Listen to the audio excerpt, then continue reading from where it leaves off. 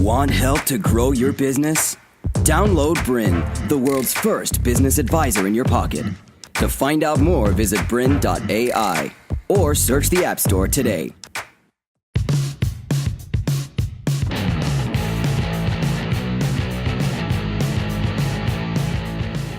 In 2016, razor subscription company Dollar Shave Club sold themselves to Unilever for $1 billion. Now, the remarkable thing about their story is not where they finished with the $1 billion valuation, but where they started in a garage that they'd borrowed, a spare camera that they'd borrowed, and a $4,000 marketing budget. They made one video that has been watched so many tens of millions of times on YouTube, they've practically had to do little else with their marketing.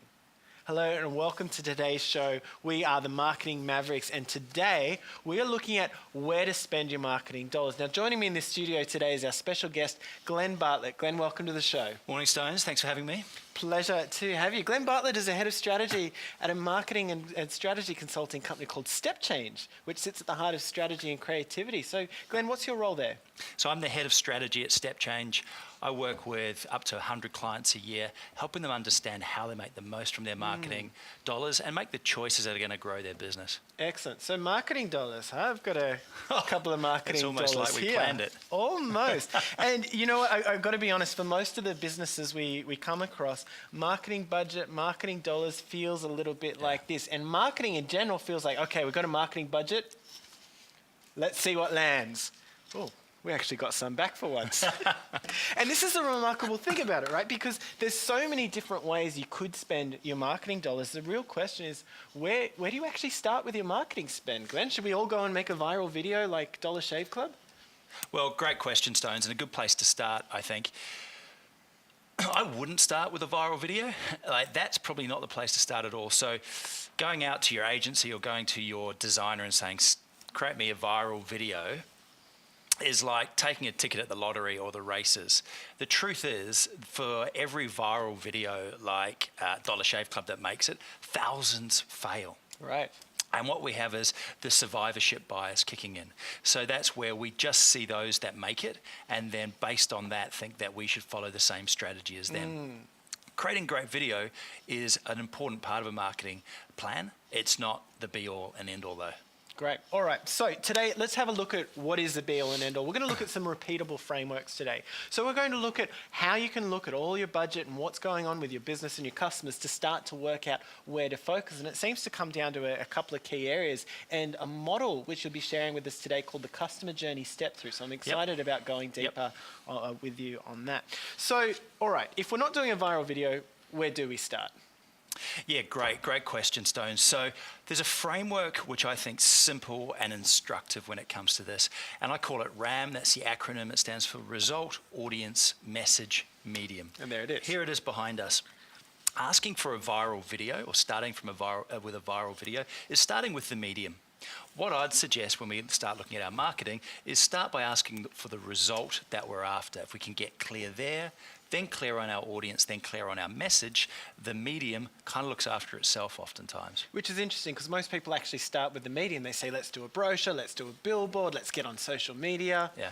Then what should we write on it? And then who's actually going to see it? And then, let's see what result we got. It's the wrong way around. Great. All right. So we're starting with result and connecting the business strategy to marketing. And geez, we could talk for hours just on that alone, Glenn. So let's park that for today and say, once you know what you want to do with your marketing, we need to have a look at who you're speaking to. And then, look, that absolutely makes sense. So how do we know who our audience is?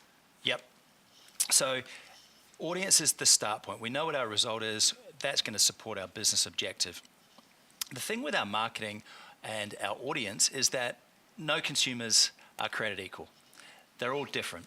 So there's the Pareto principle, which many would have heard of, the 80-20 rule, and that says that 80% of the value, 80% of our customers that are actually delivering value to our business come from 20% of the audience. So our job is to find out who's the 20% that deliver 80% of the value. That's the key piece. How do we do that? Well, if we have data, that's a great place to start. So actually looking at our current customers and going, which ones are low value? So that maybe they buy once a year or twice a year and they buy a low value product. Which ones are medium and which ones are high value? Now, if we can isolate those high-value customers, we can then go out and look for more customers that look like them. Fantastic. And you noted it down to a concept that was popularized by Kevin Kelly, sometimes called the most interesting person in the world. Yep. Well, how does he approach this? So he talked about having 1,000 true fans. And really what he's getting at is that you want to be targeting the smallest possible audience to get the job done for you. Malcolm Gladwell, who many of you will know has written a number of books, wrote a book called The Tipping Point, talked about a very similar concept. He talked about the law of the few. And he said actually to create real momentum and what he called epidemics, where things just take off, you need to target just the right people that are actually going to make that effect more explosive. So he talked about finding the influencers or the connectors. Both him and Kevin really saying the same thing. And I think what this boils down to, Glenn, the way he's saying is most businesses say, let's just get our brand out there. Let's appeal to everyone. We are the business for everyone. And what you're saying is make a choice. Yeah, everyone is kind of no one.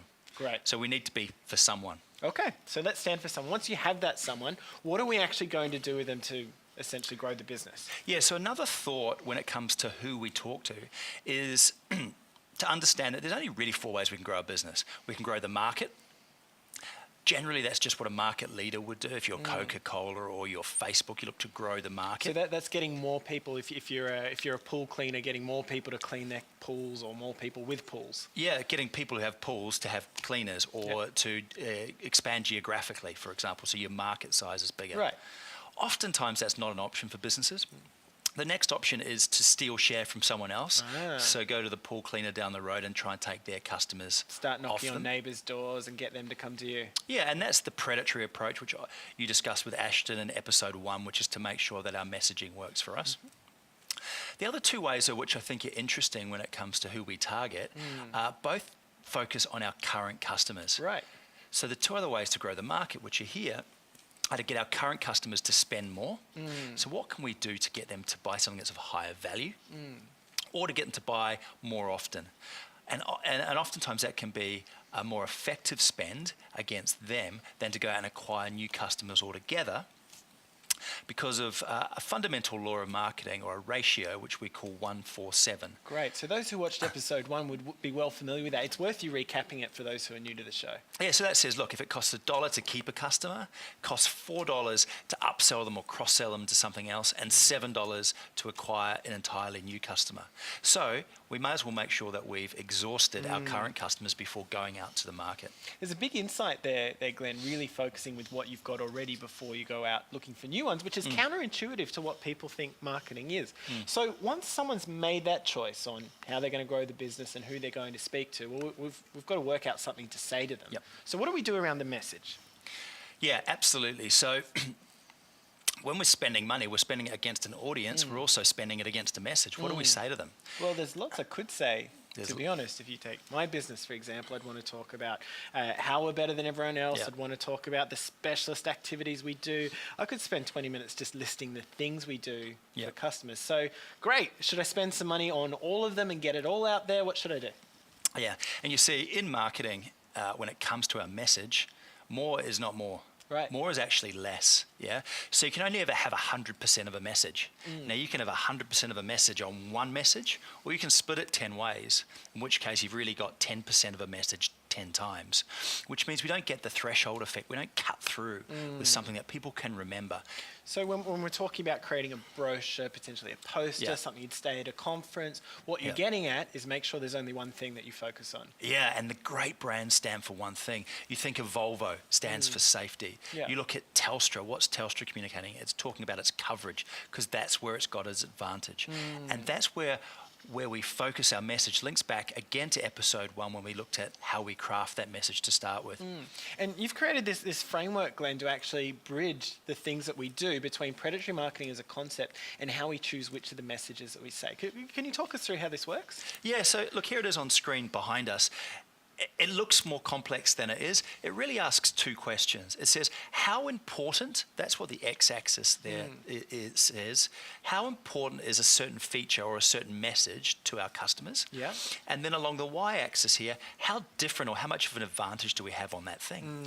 So if we find that there's something that consumers just aren't interested in, whether we're good at it or bad at it, we should just ignore it. Let's not spend money on it because they're not going to respond to it. And certainly it's interesting because I see most businesses, the first thing they want to tell their customers is how old they are as a business. And they say, we've been around since 1992, but it must fall pretty low on your customer importance scale when deciding whether to go with this Tyler or that Tyler. Probably not that important in most businesses. So that's what we'd call the ignore zone. Don't spend your money sending that message out to the market because you're kind of wasting your money. The next thing is we look at what's important. So we look into that top half here and we go, if something's important, but we're not that good at it, well, then we need to just stop the train for a second, go back and fix that because our customers will find out if we haven't got something that they need in place. So that's not a communication issue. That's actually go back and make sure we fixed our product. That's Bob the Builder's zone. Fix it. Fix it. Absolutely. There's an area in the middle here which can often go one way or the other, and that says if something's important but we're no better or worse than anybody else, do we focus there? Going back to our conversation earlier, if we're the market leader, maybe we do because we can grow the market. 9 times out of 10, though, we're not going to be the market leader. So again, it doesn't make sense to spend our money there. A place it does is where we have an advantage and it's important to our customer. That's this area here. It's what we call the predatory zone. Where we have an advantage and our customers care about it. We should be spending against that message, whatever that message might be. Great. So a really helpful framework there, Glenn. And I guess the big takeaway here is that so many businesses...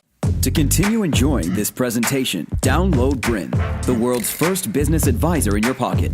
To find out more, visit BRiN.ai or search the App Store today.